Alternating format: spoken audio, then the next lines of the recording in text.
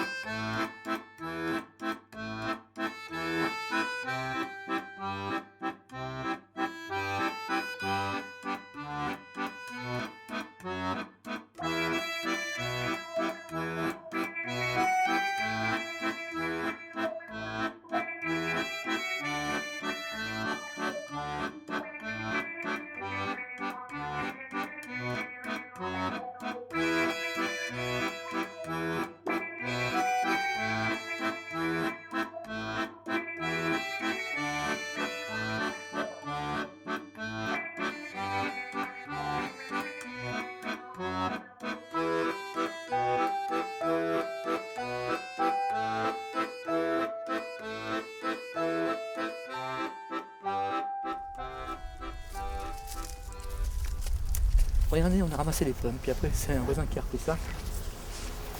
Et donc on avait envie de refaire un verger.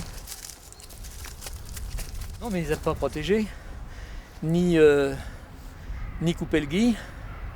Donc quand tu laisses le gui, au bout de 10 ans, tu as un arbre, tu n'as plus de feuillage, tu n'as plus que du gui ou presque, tu vois, donc il ne produit plus rien. Et puis il finit par crever. Et quand tu ne protèges pas le tronc, donc les animaux bouffent l'écorce. Et puis le résultat est le même.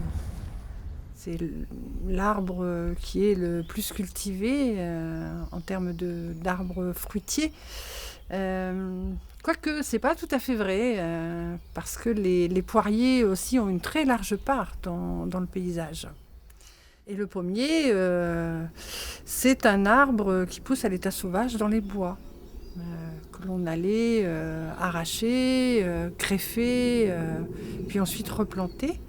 Et les premiers pommiers que l'on a replantés ici en Pays d'Auge, on les a replantés non pas dans des herbages en herbe comme on le voit aujourd'hui, mais on les a replantés dans les labours. Alors au début sur le pourtour des labours, puis ensuite on a fait des rangs à l'intérieur des labours, mais on labourait sous les pommiers. Bon, ça dépend aussi du porte-greffe. Hein. Donc en général, donc, quand on vend un arbre, on vend 3 arbres différents.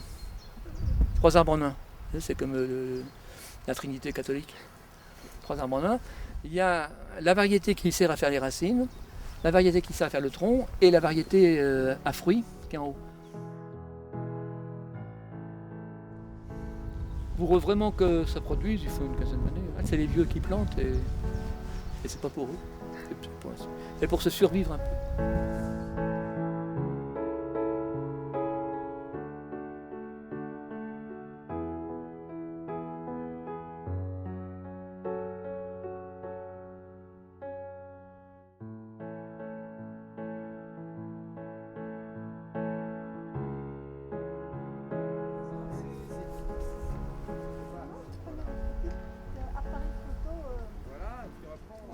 On a découvert le paysage intime, aujourd'hui on a découvert des thèmes. Là on va apporter une autre dimension à la compréhension du paysage, c'est que dans ce paysage-là, dans cette commune-là, eh bien, il y a des choses qui ne se rencontrent pas. Il y a des choses qui s'ignorent, il y a des univers qui s'évitent. Voilà. Alors là je veux dire c'est très imagé, hein, mais... Et puis il y a aussi au contraire, il y a des choses qui peuvent s'affronter, qui sont dans des logiques, dans des intérêts différents, dans des pratiques différentes. Voilà, et donc qui sont là, je dirais, plus de l'objet de la tension, j'ose pas dire de conflit, encore que. Et donc la partie qu'on vous proposait, c'était de... Même si ça faisait peur à certains quand on a été dans la préparation, on disait oh, on va pas parler de skiffage. Il faut mettre à place. Et ben, voilà, on a décidé finalement, avec le comité de pilotage, de ne pas éviter cette question-là. On prend un peu de foin On fait des nattes de foin qu'on touille dans l'argile, on enroule autour de greffons une fois qu'ils sont mis dans le porte-greffe, et ça fait une poupée, quoi, comme sur un doigt qu'on soigne. Et quand la greffe va se développer, elle va être à l'abri du froid, du chaud, du manque d'humidité, parce que l'argile garde l'humidité. Il y a bien longtemps qu'il n'y a pas eu de pommier, parce que j'ai jamais connu de pommier dans mes champs. Donc, Ouais, tu pourras en remettre. Tu auras une adresse, tu pourras me demander. Oh bah oui.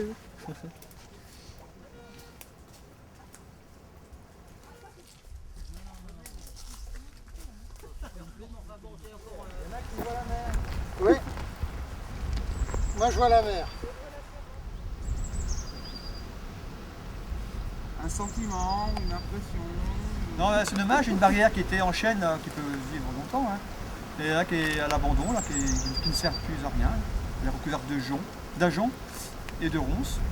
Il y a un frêne qui pousse au milieu, donc elle est... Alors là, tout à l'heure, lorsqu'on a eu l'option route sèche, Il n'y a plus de vent. on a évité une partie Dommage qu'on puisse pas de photographier deux belles les chasses, dont celle-ci qui s'appelle la chasse du SY. Je vous propose qu'on en fasse un petit bout à pied et revenir parce que elle est impraticable justement au croisement de. Elle rejoint Roncheret, cette voilà. chasse-là. Elle rejoint la Roncheret. chasse des Masses. Et à droite au Roncheret, la chasse du Roncheret, Port. ouais. Ouais, tout à fait. Cette haie, en plus, elle est extrêmement durable, puisque celle-ci, on sait qu'elle a été plantée au plus tard, au XIIIe siècle.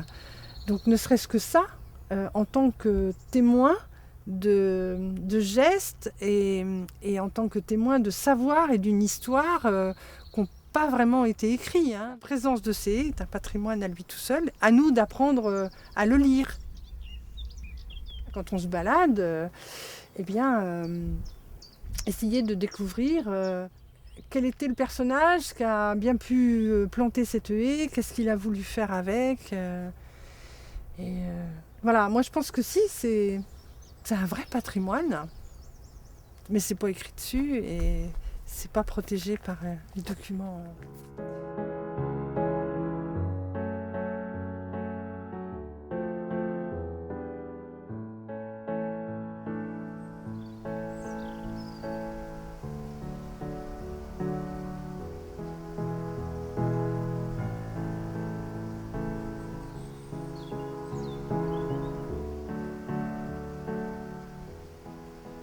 Il y a du lierre dedans, donc là on peut imaginer, si tu veux, dans ce genre d'arbre, là, tu peux avoir un ramier à faire son nid, un pigeon ramier, tu peux avoir plein de petites bêtes, tu peux faire une cabane là, super. Hein, Une cabane pour les enfants.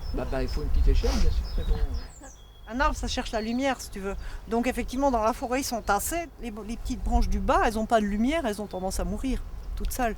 Alors que sur une haie, si tu élagues pas, c'est très touffu en bas. Ça m'étonnerait que ça fasse des beaux fûts dans lesquels on puisse faire des planches. Mais si tu veux des beaux troncs, il faut élaguer. il arrive qu'il y ait des beaux arbres de haies qui fassent une belle carrière en menuiserie. Hein. Mais bon, si tu veux, un chêne, ça peut faire un fût de 7 mètres, quoi, hein, à peu près, quoi, exploitable. Bon, c'est à peu près la hauteur des grosses branches. Là, 7 mètres. Pour la vie de la haie, c'est bien d'avoir des arbres bas, des arbres hauts. Différents étages, oui. Différents étages aussi. Et puis il faut que tu puisses passer en dessous aussi. Bon, Oui, voilà. aussi. Donc si les branches elles démarrent à cette hauteur-là, sur un tronc comme ça, il faudrait passer tous les 3 ans hein, pour enlever les petites branches comme ça. Donc là, je me suis dégonflé un peu là. À vrai dire, je suis tombé de mon échelle, donc j'ai plus trop envie de faire de l'équilibre. Mais on le laisse quand même parce que ça fait un truc qui est plein de cavités, tu as plein d'insectes, de petits oiseaux et tout qui vont se nourrir de tout. Des insectes d'abord qui vont se mettre dans le bois mort et après des oiseaux qui vont venir manger les insectes, quoi, tu vois. Donc c'est intéressant de temps en temps d'avoir un arbre mort aussi, quoi. Bon, vu qu'il penche par là, dans le sens du talus, il n'y a pas trop de risques. Donc tu vois, en plus il est chez nous, même s'il tombait sur le chemin, c'est pas très grave, quoi. On ne peut pas se permettre de laisser un arbre mort au bord d'une route, mais comme ça, au niveau biodiversité, c'est intéressant d'avoir un arbre mort de temps en temps.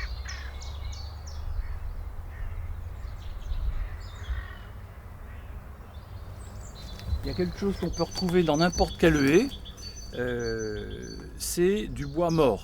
Alors le bois mort, il faut laisser le temps à la nature de créer des organes et puis de les laisser mourir. Toutes ces branches de saule qui meurent peu à peu, elles sont régulièrement visitées, donc ici c'est le pic et pêche, hein, qui vient piquer dans le bois mort pour en extraire donc des larves, les larves qui vivent donc dans le bois mort. Dans cette haie, par exemple, vous pouvez avoir le pigeon ramier, la tourterelle turque, les mésanges qui viennent chanter, alors que dans la haie taillée, on aura uniquement des oiseaux en fait, qui sont initialement des oiseaux de buisson. On va avoir l'accenteur mouché, on va avoir éventuellement merle, parce que le merle, lui, sait chanter beaucoup plus haut sur d'autres arbres. On n'aura jamais un nid de pigeon dans une haie taillée à 1,20 m, quoi. Alors qu'ici, avec les arbres, on a tout de suite toute une autre catégorie d'oiseaux.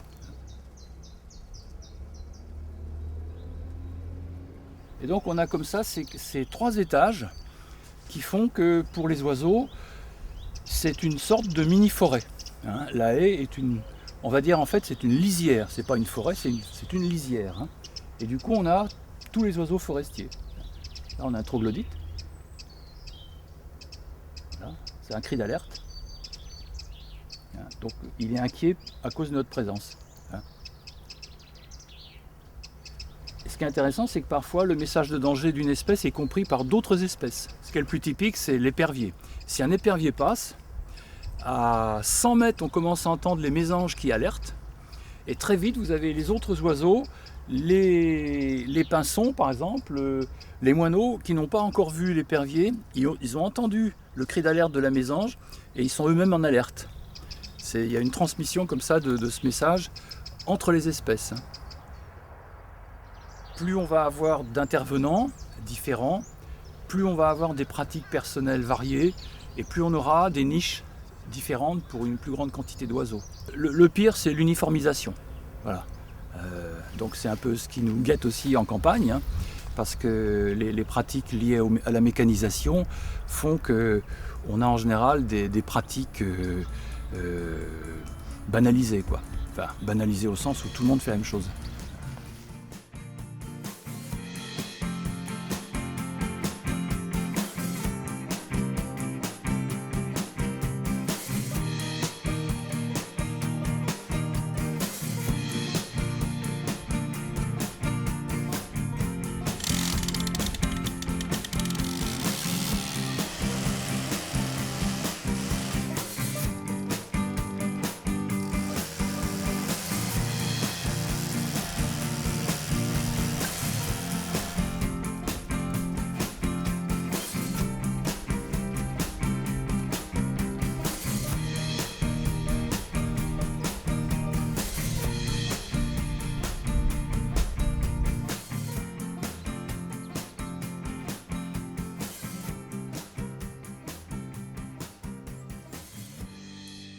C'est défensif, ça fait mal, ça pique, on ne passe pas à travers, ni une personne, ni un animal. Et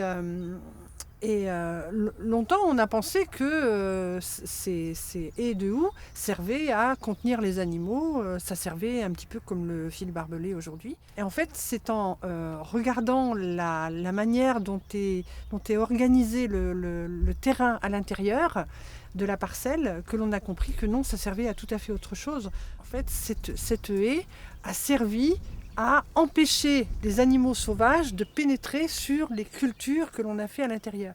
Et ce que l'on sait donc, c'est que le pays d'Auge était majoritairement une région de culture, de céréales. En fait, elle a une autre fonction, cette haie. Elle a un rôle capital, c'est-à-dire que entre le niveau de l'eau dans cette parcelle et le niveau de l'eau dans la parcelle suivante, il y a un léger décalage. Le limageur, donc, il commence là-bas au mur, et donc il fait à peu près ici, on va dire presque 200 mètres de large. Une toute petite lame d'eau multipliée par 200 mètres de large sur les 15 km d'inondation, c'est très important pour l'arrivée d'eau dans le bourg qui est à l'entrée d'Avranches, qui s'appelle Pont. Donc quand on parle de lutte contre les inondations, on devrait d'abord penser au bocage dans le limageur du fleuve. C'est une des rares haies qui est restée en place et qui est perpendiculaire donc, au flot de la crue. Plusieurs périodes d'inondations, de vents violents, de tempêtes ont ont appris aux agriculteurs aussi l'importance de la haie.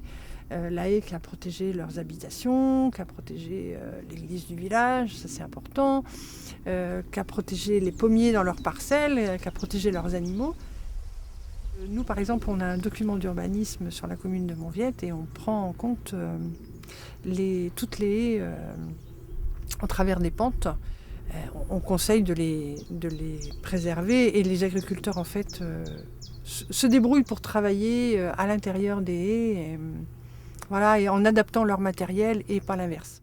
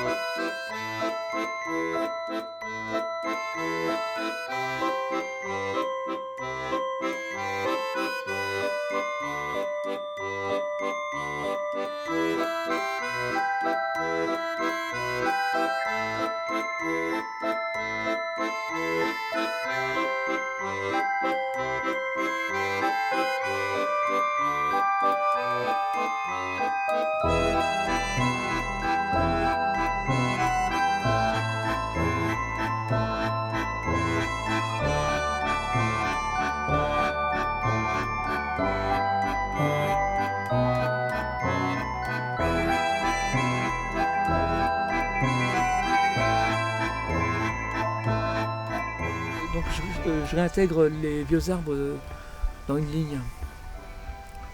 Donc il y a une ligne qui passerait par ces deux arbres-là ici. Là. Donc là on mettra plutôt des plus grands arbres, genre poiriers et cerisiers. Là c'est plutôt les pommiers. Donc moi je suis pas trop attaché aux abords de ferme.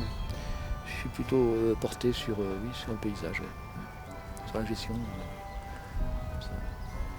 Donc là j'ai en projet de mettre un banc un peu plus loin là-bas, parce qu'on découvre Barenton. Et un autre aussi un peu plus loin, parce qu'on découvre la ferme du voisin. C'est le seul endroit où on peut l'avoir vraiment.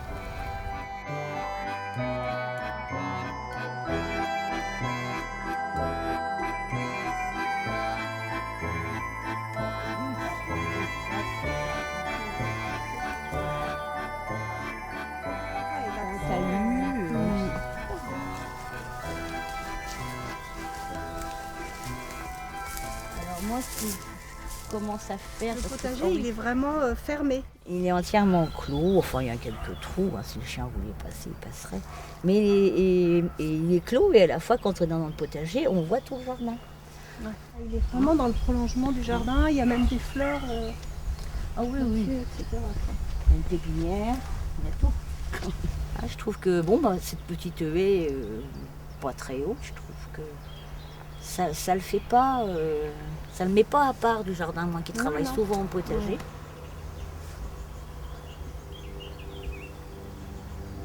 Dès qu'on sème et qu'on repique un tout petit plant, les chats, le lendemain, il y a un trou énorme, 3 salades de partie.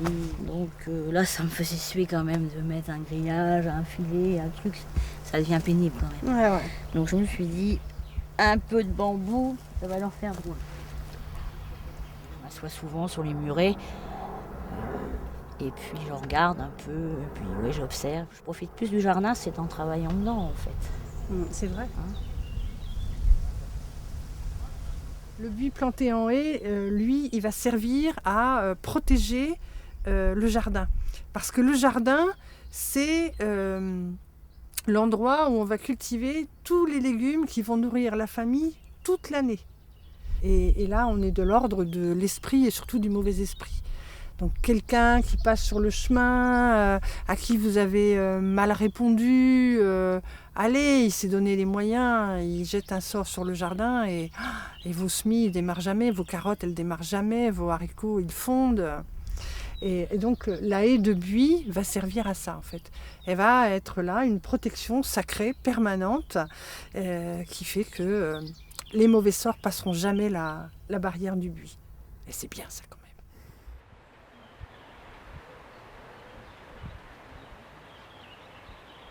Il y avait une haie frênes, de naturel, quoi, d'aubépines qui s'étaient ressemées là de bonnes dizaines de mètres. Hein. Et quand ils ont changé la ligne, ils ont changé son tracé, donc ils ont abattu.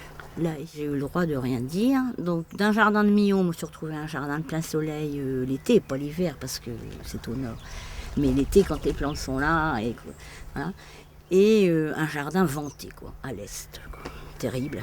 Le vent d'est, c'est un tueur. Donc, j'ai demandé au propriétaire du terrain d'à côté si je pouvais planter. Il m'a fait non. J'ai dit, bon, ça veut dire oui. Hein. Donc j'ai replanté des viburnums, des aubépines, des sorbiers, une haie champêtre.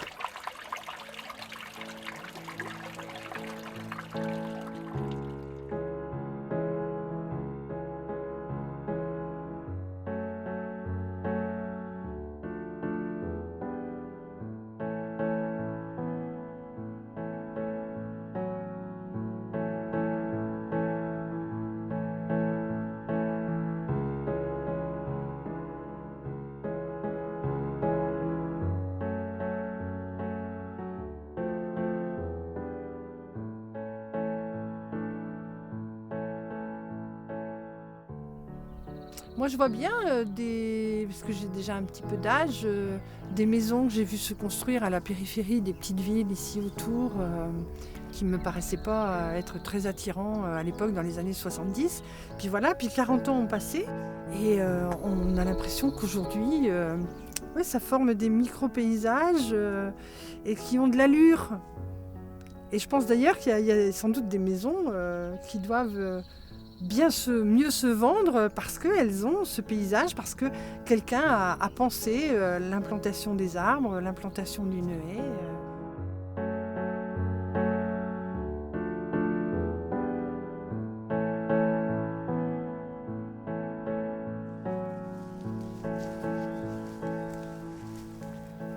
Alors bon, les massifs, ici c'est beaucoup fleurs, il y a beaucoup de roses vivaces. Et puis quand j'en ai eu marre, il y a 5 ans, de rien avoir l'hiver, je me suis mis à mettre des arbustes un peu quand même. Mais d'un petit quoi. Alors, pas des monstres. Où je mettais 2 arbres et rien d'autre, où je mettais beaucoup d'arbustes. Donc le choix était vite fait. Ouais, puis vous voulez aussi préserver la vue. Ah oui, oui. Mais oui, parce qu'en fait, le jardin, il n'est pas grand. Mais il est au niveau de la vue, rien ne l'arrête, quoi. Donc on a l'impression qu'il est grand, quoi. Ça donne de l'espace, quoi. Moi, j'aimerais pas travailler entre 4 murs et 2 haies ou de pierres. Hein. Ça me plairait pas du tout d'être enfermé dans la... Pas du tout.